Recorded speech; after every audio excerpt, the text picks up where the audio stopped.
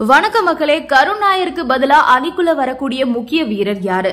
மான்செஸ்டர்ல இந்திய அணி தங்களோட வெற்றியை நிலைநாட்டுவாங்களா? இத பத்தி தான் இந்த வீடியோல பார்க்க போறோம்.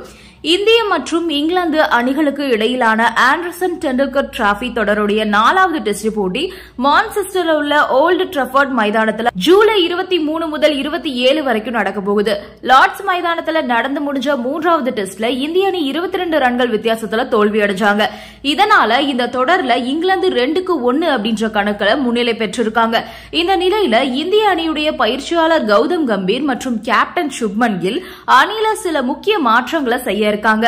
கருண் நாயர் தொடர்ந்து சொதப்பி வரதால அவர் அணில இருந்து நீக்கப்படலாம் எதிர்பார்க்கப்படுது. அதோட குல்தீப் யாதவ் அணில சேர்க்கப்படலாம் அப்படின்னு எதிர்பார்க்கப்படுது. கருண் நாயர் 2017 ஆண்டுக்கு அப்புறம் திரும்பவும் டெஸ்ட் அணில இடம்பெற்றிருக்காரு.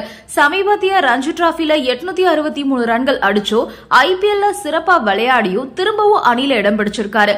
ஆனா இங்கிலாந்து தொடர்ல 3 டெஸ்ட் போட்டிகள்ல விளையாடி 6 இன்னிங்ஸ்ல 131 ரன்கள் மட்டுமே எடுத்து ஏமாற்றத்தை கொடுத்திருக்காரு.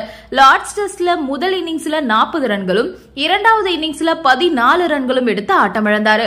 முன்னாள் இங்கிலாந்து கேப்டன் மைக்கேல் வாகன் இந்திய லார்ட்ஸ்ல தோத்தா கருண் நாயருடைய இடம் பறிபோகும் அப்படின்னு முன்னமே எச்சரிக்கை பண்ணியிருந்தாரு.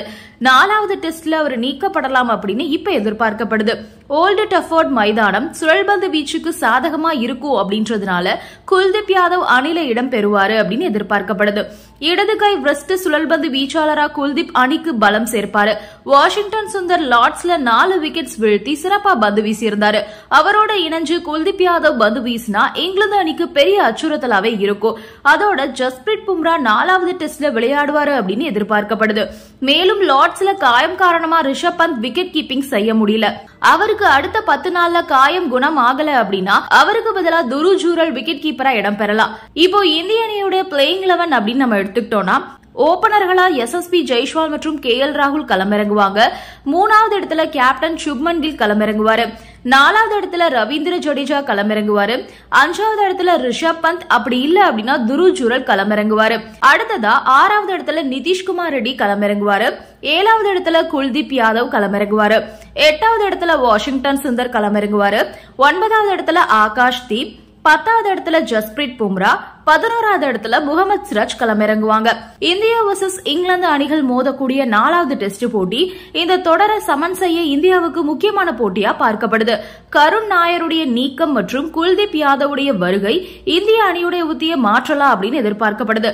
சுப்மன் கில் தலைமையில இந்திய அணி மான்செஸ்டர்ல வெற்றி பெற அதிகமான வாய்ப்பு இருக்கிறதாகவும் கருதப்படுது.